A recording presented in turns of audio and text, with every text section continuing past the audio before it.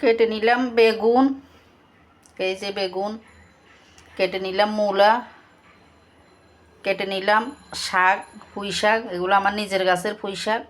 তরকারিটা রান্না করতে শাক সবজি সবই লাগবে, তাই শাকও কেটে নিলাম। আপনারা চাইলে অন্য সবজি দিয়েও রান্না করতে পারবেন, একই সবজি দিয়ে রান্না করতে হবে এমন কোনো কথা নাই। সিম আলু দিয়েও রান্না করতে পারবেন। তো আমার কাছে যেগুলো ভালো লাগছে আমি এগুলো দিয়ে রান্না করতেছি।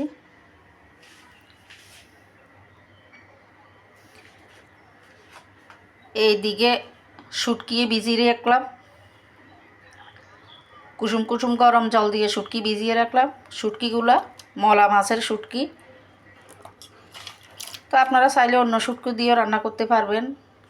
আমি শুটকি তেমন একটা খাই না, এই খেলেও এই মলা মাছের শুটকি বা লোট্টা মাছের শুটকি বা চিংড়ি মাছের শুটকি এগুলোই খাই মোটামুটি।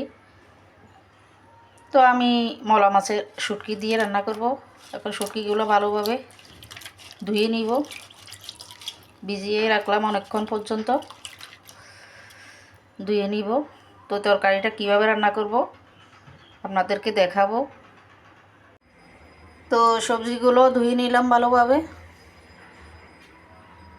তো আমি রান্না শুরু করে দিলাম। আজকে রান্নাটা একদম ভিন্নভাবে রান্না, এটা আমি সিলেট অঞ্চলের মানুষ থেকে শিখলাম।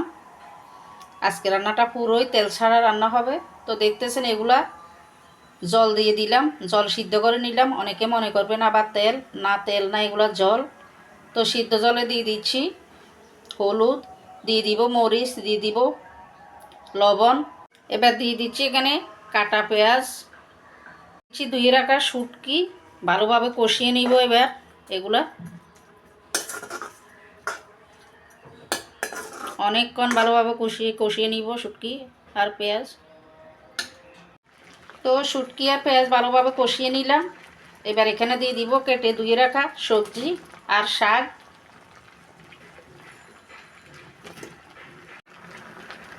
এবার ডেকে ডেকে নেড়ে চেড়ে কষিয়ে নিব ভালোভাবে সবজি। তো আর একটা কথা, সবজিটাতে সবজি যাই দেন, শাকটা কিন্তু পুঁই শাক দিলে ভালো হবে। পুঁই শাক আর পুঁই শাকের ডাঁটা দিয়ে দিলে অনেক ভালো হয় তরকারিটা।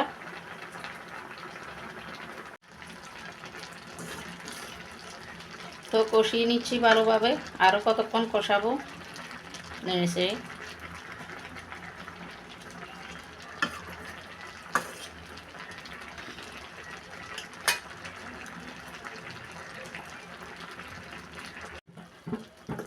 তো মোটামুটি হয়ে আসছে আমার ভিন্ন স্বাদের সিলেটি রান্না। ভাবলাম ঝোল দিব, ওমা দেখি সব এই যে সব সিদ্ধ হয়ে গেছে, এই যে সব সিদ্ধ হয়ে গেছে। তার ঝোল দিতে হবে না। আপনাদের যদি সবজি সিদ্ধ না হয় তাহলে ঝোল একটু দিয়ে উতরিয়ে সিদ্ধ করে নেবেন, আমার লাগবে না ঝোল দেওয়া। সিদ্ধ হয়ে গেছে, রান্নাও মোটামুটি হয়ে গেছে। ধনে পাতা দিয়ে দিলাম। ঝোল একটু খেয়ে দেখলাম, মানে না খেলে বুঝবেন না আসলে তরকারিটা যে এত স্বাদ। তেল ছাড়া যে তরকারি এত স্বাদ হতে পারে আমার জানা ছিল না। ভালো একটা রান্নায় শিখলাম সিলেট অঞ্চলের মানুষদের থেকে। মূলা আর বেগুন এমনিতে শুটকি দিয়ে রান্না করলে অনেক স্বাদের তরকারি হয়, কিন্তু তেল ছাড়াও যে এত স্বাদ হয় আমার জানা ছিল না। যাই হোক, ভালো লাগলে আপনারাও রান্না করে খাবেন। তো আজকে পর্যন্তই আমার তরকারি রান্না হয়ে গেছে।